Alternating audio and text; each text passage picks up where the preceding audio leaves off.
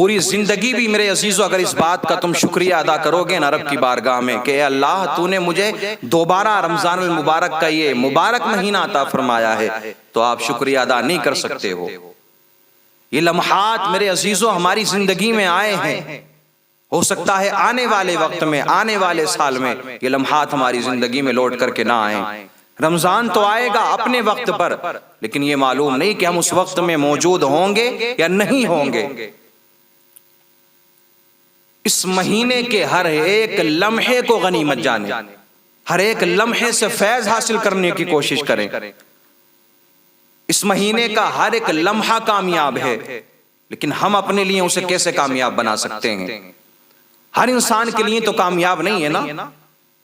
کچھ لوگ تو ایسے ہیں کہ جن کا جو پورے سال کا روٹین رہتا ہے رمضان کے علاوہ، رمضان میں بھی وہ اپنے روٹین کو چینج نہیں کرتے، بلکہ وہی ان کا روٹین رہا کرتا ہے، وہی دن بھر کھانا پینا، وہی گٹکے چبانا، بیڑی سگریٹ اڑانا، اس میں دھواں نکالنا، یہی سن کے سارے کام ہوا کرتے ہیں۔ کوئی چینجنگ نہیں، کوئی بدلاؤ نہیں، انہیں کوئی فرق نہیں پڑتا رمضان آؤ کہ شعبان آؤ یا محرم آؤ یا کوئی سا مہینہ آؤ، ان کے لیے سب یکساں ہیں، سب برابر ہیں۔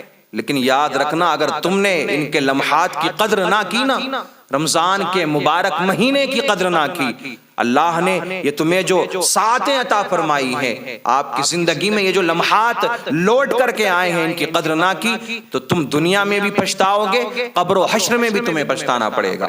یار ایک بات کہ جس سے لوگ بڑے غافل ہیں، اگر پریشانی آتی ہے نا زندگی میں تو ہم بھاگتے ہیں پھر ادھر ادھر، کسی عالم کے پاس میں، کسی مولوی کے پاس، کسی پیر کے پاس کہ آپ ہمارے لیے دعا کریں، آپ ہمارے لیے دعا کریں۔ انکار نہیں اس بات سے، دعا کروانی چاہیے اپنے لیے، عالم سے دعا کروائیں، پیر سے دعا کروائیں، اپنے ماں باپ سے دعا کروائیں یار۔ لیکن ایک بات اور میں آپ کو بتاؤں، اگر تمہیں وقت ملے نا میرے عزیزو، اگر آپ کو یہ لمحات ملے ہیں نا رمضان المبارک کے، تو ایک بات یاد رکھیں، اس مہینے کے اندر روزانہ ایک ساعت ایسی آتی ہے، ایک لمحہ ایسا بھی آتا ہے، ایک وقت ایسا بھی آتا ہے کہ جس میں اللہ رب العزت اپنے بندوں کی دعاؤں کو رد نہیں فرماتا بلکہ قبول فرماتا ہے۔ میرے آقا کریم صلی اللہ تعالی علیہ وسلم کی حدیث پاک، میرے آقا ارشاد فرماتے ہیں کہ اللہ رب العزت 3 لوگوں کی دعاؤں کو رد نہیں فرماتا بلکہ قبول فرماتا ہے۔ پہلا کون ہے؟ ایک وہ انسان کہ جو بادشاہ ہے اور عادل ہے، عدل کرنے والا ہے، انصاف کرنے والا ہے، اگر وہ رب کی بارگاہ میں دعا کرتا ہے نا میرے عزیز تو اللہ اس کی دعا کو قبول فرماتا ہے۔ دوسرا مظلوم کہ جس پر ظلم کیا گیا ہے، اگر اس کے دل سے آہ نکلتی ہے نا تو وہ رب کی بارگاہ میں قبول ہوا کرتی ہے۔ تیسرا وہ انسان ہے کہ جو روزے دار ہے اور وہ افطار کے وقت میں دعا کرتا ہے رب کی بارگاہ میں، اللہ رب العزت اس وقت میں کی گئی دعا کو اپنی بارگاہ میں قبول فرماتا ہے۔ شرط یہ ہے کہ روزے دار ہو، روزہ رکھا ہو اس نے، اس کے سامنے سارا سامان موجود ہے، وقت ان قریب ہے افطار کا، 20 یا 25 منٹ اور باقی ہیں، کم سے کم آدھا گھنٹہ اور باقی ہے۔ اس وقت میں اس نے سارے کام کاج کو چھوڑ دیا، سب کام سے فارغ ہونے کے بعد میں صرف رب کی بارگاہ میں دعا کرتا رہا، جو اس کے دل میں نیک ارادے ہیں، نیک تمنائیں ہیں، وہ رب کی بارگاہ میں رکھتا رہا۔ اے اللہ میری نیک تمناؤں کو پورا فرما، نیک ارادوں کو پورا فرما، مجھے کامیابی عطا فرما، تو میرے عزیزو اس وقت میں کی گئی دعا رب کی بارگاہ میں قبول ہوتی ہے۔ لیکن حال کیا ہے ہمارا؟ ہم اسی وقت میں زیادہ مصروف ہو جاتے ہیں، اسی ٹائم میں ہم زیادہ مصروف ہوتے ہیں۔ آپ دیکھیں، آپ جہاں بھی رہتے ہوں، اپنے اپنے معاشرے میں، اپنی اپنی بستیوں میں جھانک کر کے دیکھیں، آپ کو اسی وقت میں بازار میں بھی زیادہ لوگ نظر آئیں گے، اسی وقت میں آپ کو دکانوں پر زیادہ لوگ نظر آئیں گے، اسی وقت میں آپ کو ہر جگہ گلی محلوں میں زیادہ لوگ گھومتے ہوئے نظر آئیں گے۔ حالانکہ وہی وقت ہے اپنی دعاؤں کو قبول کروانے کا۔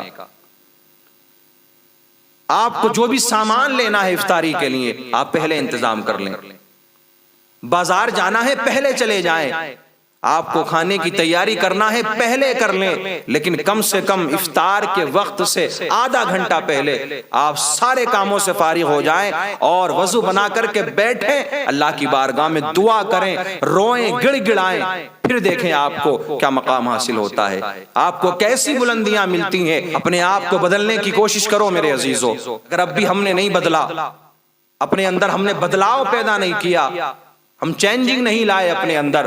اور رمضان المبارک کے اس مبارک مہینے میں بھی اس کے جو لمحات ہیں، جو اس کی برکت والی راتیں ہیں، برکت والے دن ہیں، ان کو بھی ہم نے کھیل کود میں گزار دیا. تو یار اس سے بڑے افسوس کی بات اور کوئی نہیں ہو سکتی ہے. دیکھتے نہیں آپ کہ لوگ تراویحاں نہیں پڑھتے بلکہ کرکٹ کھیلنے کے لیے نکل جایا کرتے ہیں. روزہ رکھنے کے بعد میں کانوں میں ایئر فون لگا کر گانے سننے میں پورا دن گزار دیا کرتے ہیں ٹائم پاس کے لیے. اللہ رب العزت کو تمہارے ایسے بھوکے رہنے کی کوئی ضرورت نہیں ہے. آپ روزہ نہیں رکھ رہے ہو بلکہ صرف آپ بھوکے رہ رہے ہو، گانے سن کر روزے میں ٹائم پاس کر رہے ہو. معاذ اللہ رب العالمین. کھیل کود کرنے کے بعد میں ٹائم پاس، اور کوئی چیز نہیں ملی تھی اور ٹائم پاس کرنا ہے نا تجھے، تو قرآن مقدس کی تلاوت کر، درود پاک پڑھ، نوافل پڑھ، اللہ کا ذکر کر، اللہ کی حمد بیان کر. روزے کا تو ثواب ملے گا لیکن تجھے ان چیزوں کا اور زیادہ اللہ رب العزت ثواب عطا فرمائے گا. پھر یہی لوگ کہ جو اپنے وقت کو رمضان کے مہینے میں بھی کھیل کود میں گزار دیتے ہیں، جب وقت آتا ہے نا عید کا تو آپ کو یہی ایسے جاتے ہوئے نظر آئیں گے عیدگاہ کی طرف کہ جیسے پورے مہینے کے انہوں نے روزے رکھے ہیں، پورے مہینے انہوں نے عبادت کی ہے. جو رمضان میں بھی مسجد میں آ کر کے نہ جھانکے، رمضان میں بھی روزے نہ رکھے. اور یاد رکھنا عید بھی اس کے لیے ہے کہ جس نے رمضان میں روزے رکھے ہیں، رمضان کے مہینے کا ادب اور احترام کیا ہے. عید بھی اس کے لیے ہے. انہی کو اللہ انعام عطا فرمائے گا، انہی کو اللہ رب العزت انہوں نے جو مزدوری کی ہے پورے مہینے، ان کی مزدوری عطا فرمائے گا عید کے دن.